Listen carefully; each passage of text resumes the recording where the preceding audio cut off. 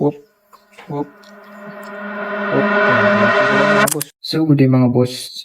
So, ito na, gagawin ko na ng video yung request ni Bossing na tutorial kung paano ikabit itong clutch kit. So, nag-convert ako ng clutch mga boss from stock to the clutch. Okay, so sa pagka-convert ng clutch mga boss ay, ang ginagawa, bine-welding ito. Itong primary.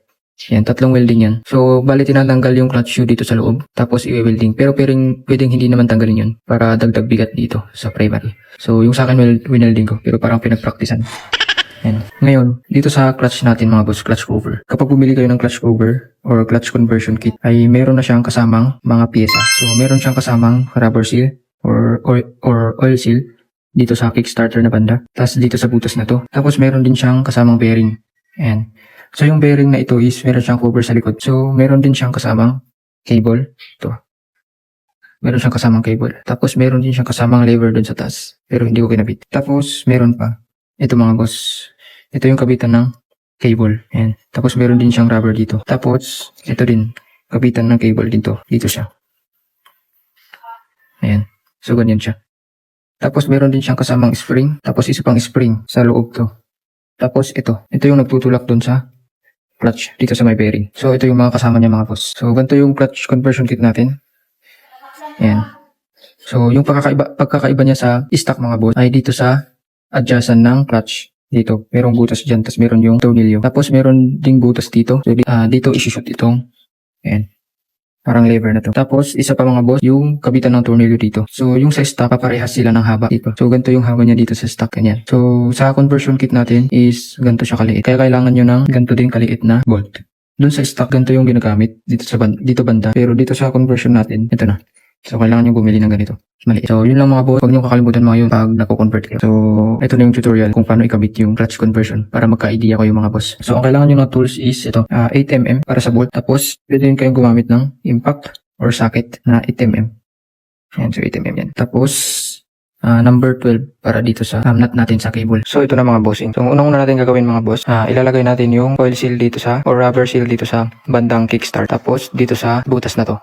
Tapos, yung bearing. Ayan. Ganyan siya. So, yan yung dapat natin ilagay dito sa ating crankcase cover. Ang susunod naman dito, itong lever kung saan nakakabit yung cable natin. So, dapat nakalagay itong O-ring na to. So, kapag bumili kayo mga boss, separated tong O-ring. So, kailangan nyo ilagay ulit dito. Ang susunod dito ay itong spring. So, dito nakalagay yan mga boss. Ganyan. So, bago nyo ipasok mga boss, dapat nilagyan nyo ng langis para smooth yung pagpasok niya. Tulagyan natin. Yan. So, ngayon, ipapasok natin dito sa clutch cover natin. Ayan. So, dito siya pinapasok mga boss. Bago ko ipasok sa akin mga boss, nilalagyan ko ng washer para yung spring hindi tumikit dito sa rubber seal. Kasi kapag tumagal, masisira ito habang naka-clutch. So, nilalagyan ko ng washer yan. Ganyan. So, ipapasok natin mga boss. Ayan. So, yan. So, so, yung spring natin mga boss, nakatapat dito sa dyan. Ayan. Wait lang. Ayan, dito. Ayan, dito siya. Ganyan siya mga boss. So, ayan. So, ganyan yan. Ang susunod mga boss ay yung ito. Tapos yung spring. So, dito siya nakalagay mga boss. Ayan. Tapos, ilagay natin itong parang pusher ng plate. Ayan. So, ilagay na natin. So, yung paglalagay natin dito mga boss, dapat itutulak nyo ito. Bago nyo ilagay ito. Wait lang. Hindi ako naipakita sa inyo mga boss. So, dapat pala sa pagkakabit nyo ay dapat nakaganyan yan. Ayan. Dito. Sa loob. So, dapat ganyan siya. So, kapag nag-clutch kayo, itutulak niya yan pag ganyan. Iikot yan. Tapos, itutulak niya palabas to. Ayan. So, kabit ko ulit. Ayan. So, ayan. Ayan. So, nalagay na mga boss. Ayan. So, ganyan siya. Makikita niyo. So, nakaganyan muna siya mga boss. Ang susunod natin gagawin ay kakabit na natin dito sa crankcase. So, kabit na natin. Dapat yung pagkabit niyo mga boss, dapat sakto yung ito, yung kickstarter dito sa butas. Kung hindi, masusugat itong rubber seal. So, ganun lang. Ayan. Tapos, tulakan nyo itong preno. Tapos, ishoot nyo. Ayan, ayan. Pwede na siya mga boss.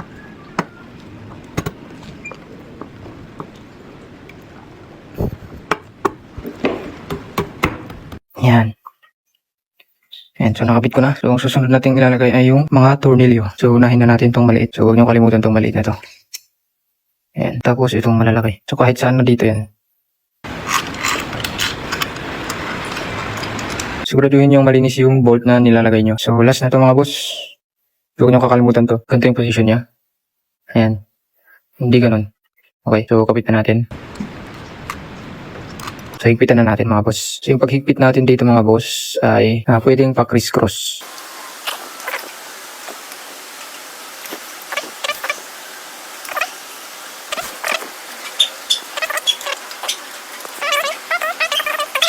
So, dito naman sa maliit mga boss, hindi tayo pwedeng gumamit ng T-wrench kasi nakaharang ito.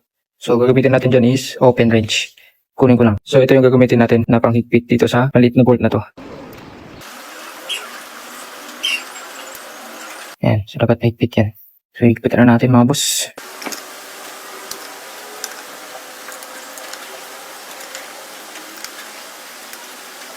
Ayan, nahigpitan ko na mga boss. So, yung susunod natin gagawin ay kakapit yung cable. So, yung ginawa ko dito sa cable ko ay ganyan. Pinadaan ko dito. Tapos, dumaan siya dito. Papunta sa taas.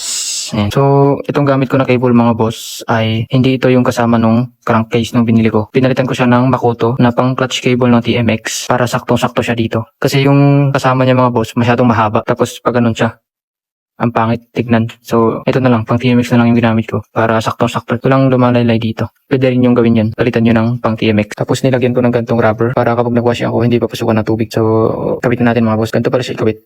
Ayan. Ipasok nyo lang dun. Kabit muna natin pala to. Ito pala muna yung mauna. Kabit dito sa lever. Tapos, dito sa may thread. Ayan. So, ganyan siya. Ayan. So, ganyan siya. Higpitan nyo na to. Pero depende sa adjustments nyo. Ayan. So, bali nakabit ko na mga boss. So, testing natin. So, siguraduhin nyo bago kayo mag-testing, nahigpitan nyo lahat ng bolt dito. So, ayan. Try natin mga boss. Ayan. So, i-clutch ko dito. Ayan. So, whoop. Whoop. Whoop. Whoop. Ayan. Ayan. Pwede na yan mga boss. Ayan. So, ganyan siya pag na-clutch. Ayan. Ganyan siya mga boss. So, yun. Sana may natutunan kayo mga boss. So, ito na yung request ni boss. Kayo lang magkabit ng clutch kit mga boss. So, salamat sa panonood nyo. Sana may natutunan kayo. Papalo na lang dyan mga boss para sa susunod na videos or tutorials natin. So, ganoon lang magkabit ng conversion kit. Napakadali lang mga boss. So, pwede nyo gawing DIY yan. So, yun lang mga boss. Salamat. Ride safe. Peace.